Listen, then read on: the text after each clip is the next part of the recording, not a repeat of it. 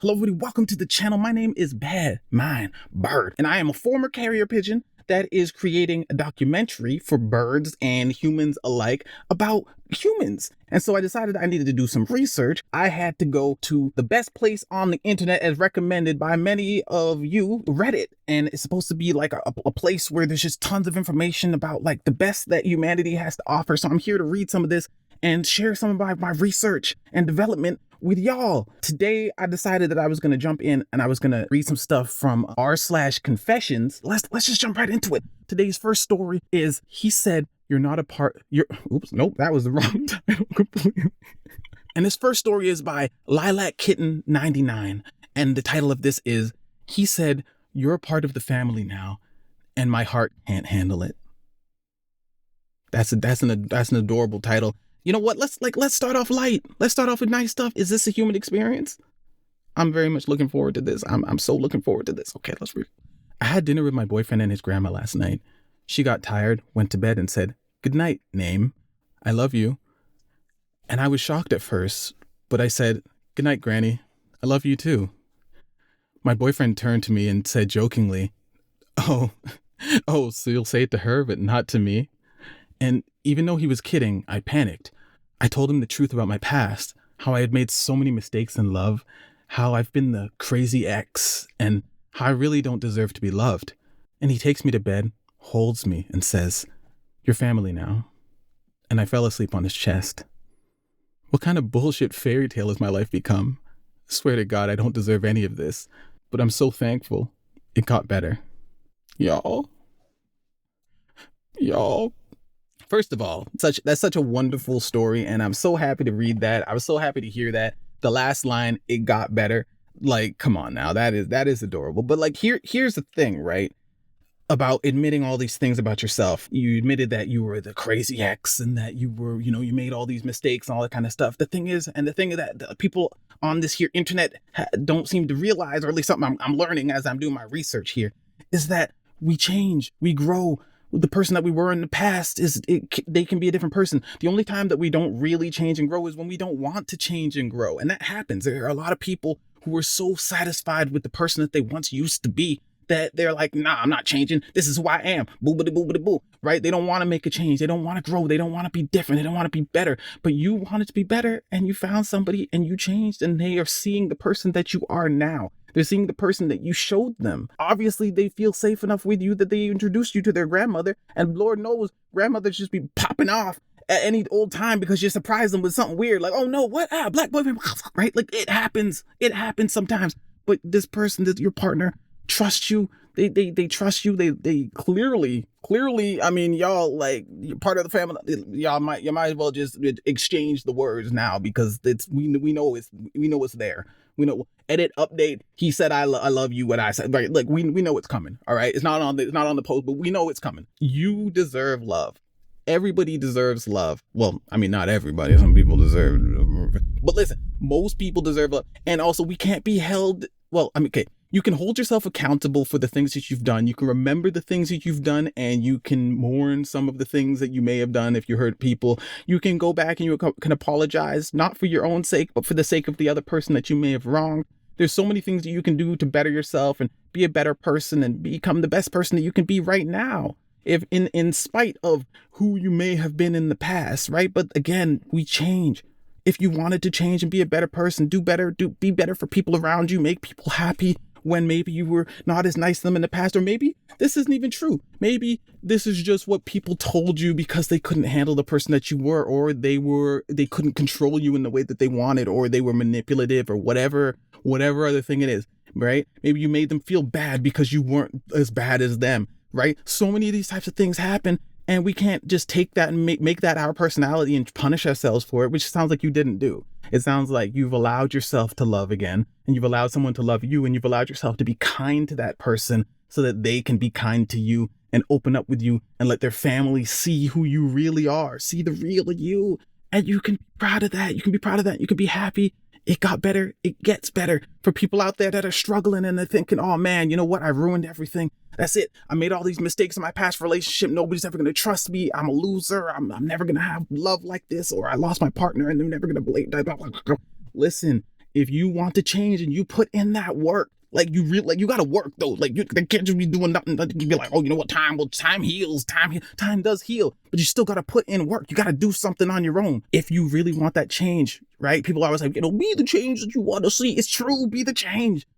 It's your life. You're the one in this. You got to be the one to change, and you got to change for the better. And then once you do that and you start to like let all of that negativity and that darkness go out of your life, good and wonderful and kind people will come in and show up and fill up those places, right? But sometimes you got to put yourself out there first, right? You got to take that first step. You took that first step and somebody is appreciating it. And clearly it sounds like you appreciate them too for what they're doing for you and what they've done for you. So you know what? I wish nothing but the best for both of you.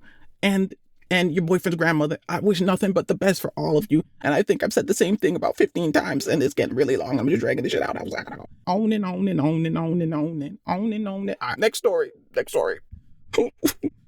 Let's jump into this one. We're still on r/confessions. This one is by Calligrapher K1216. And the title of this one is, I am secretly in love with my 46-year-old boss. This is a short one, but let's just read it because I feel like I got something to say about this. All right, let's get it. My boss isn't a supermodel. She isn't even a model, but she's got this weird way of connecting with me, and I get this buzz. Should I feel guilty about jacking off to her more than once a week? You need to leave. I've always felt a particular way about older women. Is this an underlying issue? Okay, so I got a few things to say on this one, okay? The first one being, and this is an old saying, and it's something I don't even do, and it's don't shit where you eat, baby. You don't have to, listen, okay, I get it, I understand. Sometimes you meet somebody and they're in your life for a little bit, and you're just like, damn, this person is fine. It's a fine dame, a fine dove, a fine bird, if you will. But you work there, that's your boss, so you gotta think about that. You gotta take some steps and really think about, like, okay, how much do I like them? Is this infatuation or is this love, right? Because I mean, technically, you're not in a relationship with them. You don't really, you know them as your boss, but do you know them outside of work? Are you really in love with them, or are you infatuated with them? Is this love or is this lust, right? It's really important to figure that out. Ask yourself these questions. It is important to figure out. You don't want to be trying to jump in on this with this woman and being like, uh-oh, a little half-baked. Oh, well, I liked her for a season, but now the season's over and the weather, that's not a good excuse or a good reason to go and sabotage everything, right? Plus, also, if your company has any sort of structure built in where it's like interpersonal relationships are strictly not allowed. Also, we have to ask as well, is your boss married? Are they single? Like, is this a situation that you can actually step forward into? Because if it is, I mean, listen, we all fall for different things. We love what we love. We like what we like. And there's nothing wrong with that. You're allowed to like what you like. You're allowed to love what you love. But you have to be responsible about this type of stuff. You can't just be like, oh yeah, you know what? I just want to get my goon on. Because clearly you're gooning, right? That's clear. That's the definition. Well, maybe not the definition of gooning, but you're pretty close to the definition of multiple times a week. Right? To your boss, right? You're using your whole imagination, which for a guy is different, right? Because a lot of us, we're very visual, right? We need to see, unless you're spying on her or taking pictures or something weird about. I'm not going to put that out there that you didn't say anything about that. I'm not going to take that. I'm not going to say that's something you're doing. That's clearly not what that's criminal.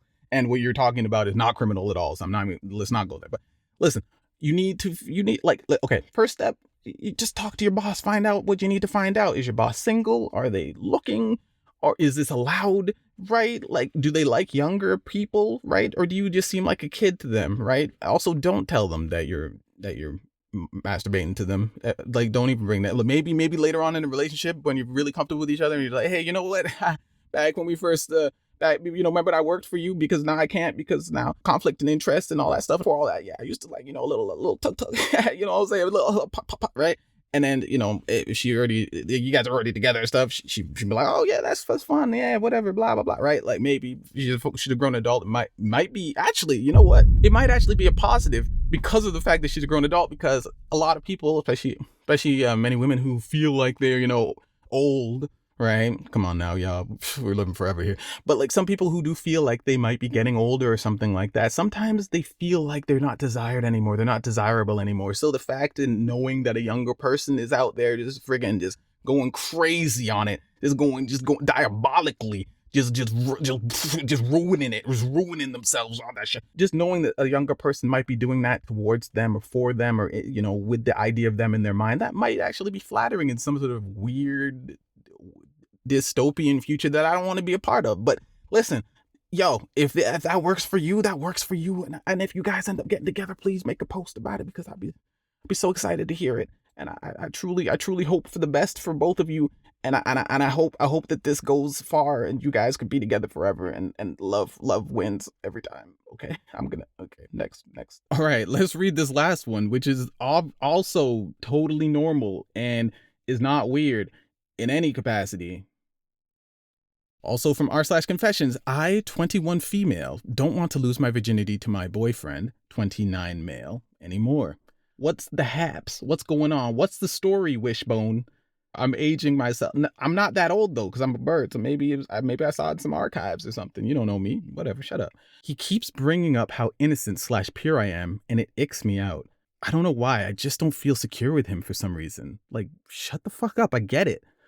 And in general, I just want to be with someone who is around the same age as me and makes me feel comfortable and doesn't make every conversation about how cute it is that I am so inexperienced. Let us begin.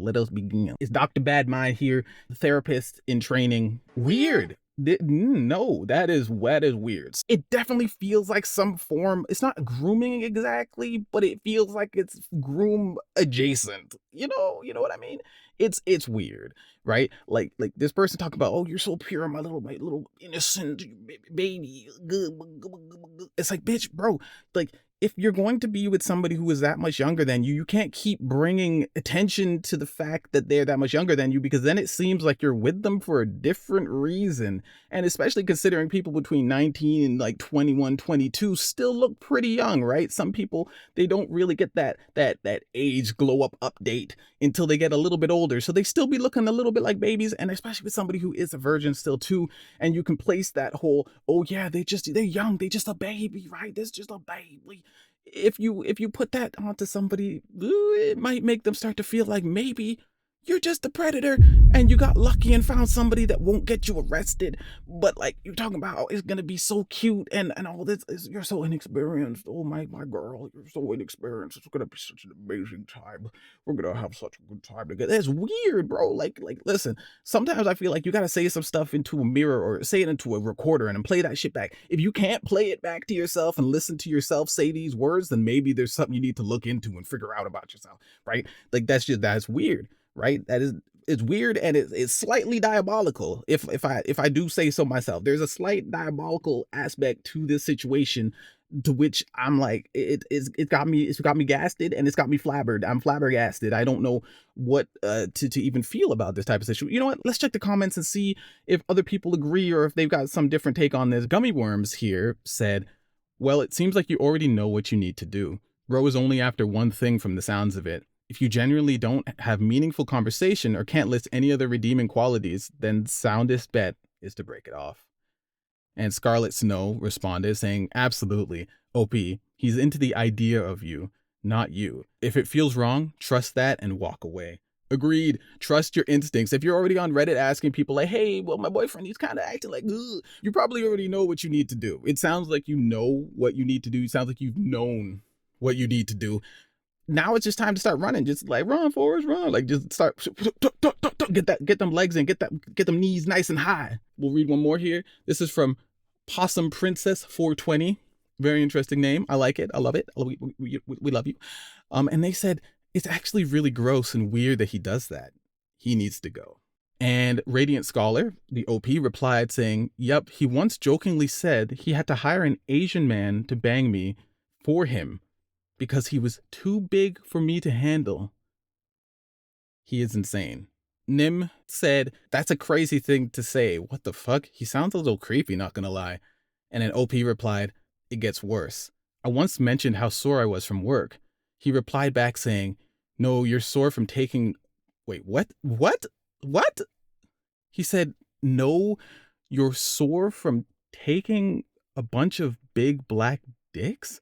Literally unprovoked. He is white, by the way. I gotta read this whole text exchange here. Okay, let's see. Yo-Go Pig said, how are you still with this guy? how did he even become your boyfriend, dog? Dump his ass. OP replied, I was naive and easily impressionable since I had no prior experience and couldn't detect the red flags until months later. Now I'm seeing his true colors. To which Yo-Yo Pig replied, Yogo Pig, I'm sorry, I'm not gonna get your name right even once. Totally fair. That's life and what experience is for. Now you'll be able to see them much easier in the future. And Bangarang Pita, all right, said, and darling, you know what? With that big of an age gap, he was counting on that naivety. Your rose-tinted glasses are off, so you're seeing the red flags for what they are. Kick him to the curb and use this relationship as a lesson for the future. Yeah, nope, that's okay. So first of all, listen, okay, I take slight offense. All right, I take slight offense to that situation. That's no, that is weird. That is weird. You sore because of work, and they come and say a bunch of big. First of all, you're excited because your partner is, according to you, innocent and pure. And you're so excited because, oh man, yeah, we're gonna finally be together. We're gonna have this wonderful time. It's gonna be so romantic because you're a virgin and I want to be your first. And it's gonna be so great. And then all of a sudden he's just like, yeah, because of all those big black. This guy sounds like a weirdo with some sort of weird fetish that he's putting on you, and he's insecure. On the other side, it also sounds like he's trying to put stuff out there because to make sure to test you lightly, to make sure that you're not talking to or you actually didn't sleep with somebody else because he needs to be the first. You know, maybe that's me jumping to conclusions. Maybe that's me jumping a bridge too far. Okay, but I don't know, man. Who brings that up about a bunch of big black? What in the heck? And then talking about how he needs to hire an eight. Okay, so listen. All right, I don't know if well, no, actually, that's first of all, that's racist, right? Like, I'm gonna hire an Asian man. Who knows about the stereotypes? You've been doing your research. You've been looking in. You've been checking. You've been asking your buddies and trying to check their pants. You've been pant checking. Is that what you've been up to, my guy? How do you know with the size of all these Asian men that you're planning to hire? How do you know about their size exactly? Could you please tell the class how you figured that one out? No? Okay, then shut the fuck up. What's wrong with you? What's wrong with you? And this is your partner who is a virgin. You're not supposed to be making these types of weird sexual jokes. You're supposed to be making them feel safe and comfortable and okay with the idea that, hey, you know, when you're ready and you would like to be intimate with me, then, you know, I would be honored, right? Like, I mean, you don't have to say like, you know, milady, I would be honored, and like tilt your hat and nothing like that. Like that's too far. Okay, that's way too far. But like, you know, you can still be like, it's you're supposed to be making your partner feel comfortable, because as much as it's not the biggest thing in the world, right? Like losing your virginity is not like, you know, especially for the newer generation. From what I know, a lot of people are just, I just want to get it out of the way, right? But some people, it is still special and it's scary. And you only have virginity once. You can only give it away once. And so some people, it's going to be something that is important to them, and it's your job as a partner, especially as a partner that has experience, which I am very, very highly doubting that your partner has experience. I'm not going to lie to you. But as a partner that may or may not have experience, it's your job to make your partner feel comfortable enough to open up, because intimacy on this type of level is something that is, well, intimate. It's intimate. It's tight. It's close. It's vulnerable, right? It's all that. And being able to make jokes like this is not vulnerable. Okay, it's stupid. It's dumb. It's dumb. This person is dumb. They're weird and they're dumb, and I hate them.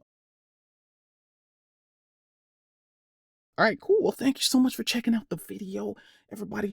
If you liked it and you like me and you want to follow along on my journey as I work on my research on humans, so I can make me my documentary about people. It's actually, so okay. Listen, the documentary is it's for other animals, right? Mainly birds, and it's like how to be like a better bird for your person, right?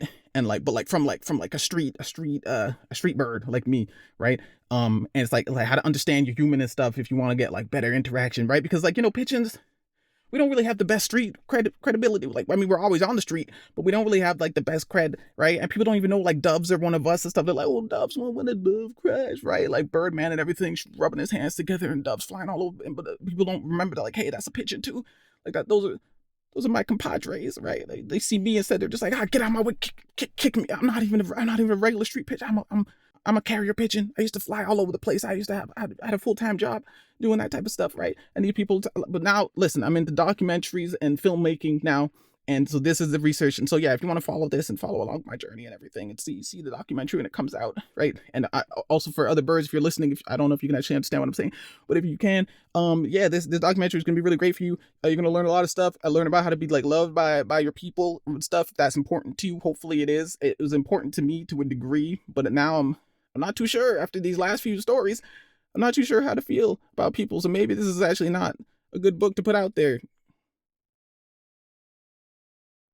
We'll do what we do our best here. Anyway, subscribe, like the video if you liked it, and I will see you next week on Wednesday at 9 p.m. Eastern Standard Time. That's the time when we're dropping these until I get faster at this and I can put out more. But I don't really have like hands. I got a friend helping me. He was helping me with the last video and everything. But yeah, I don't have like hands and stuff, so it's like hard to like quick edit.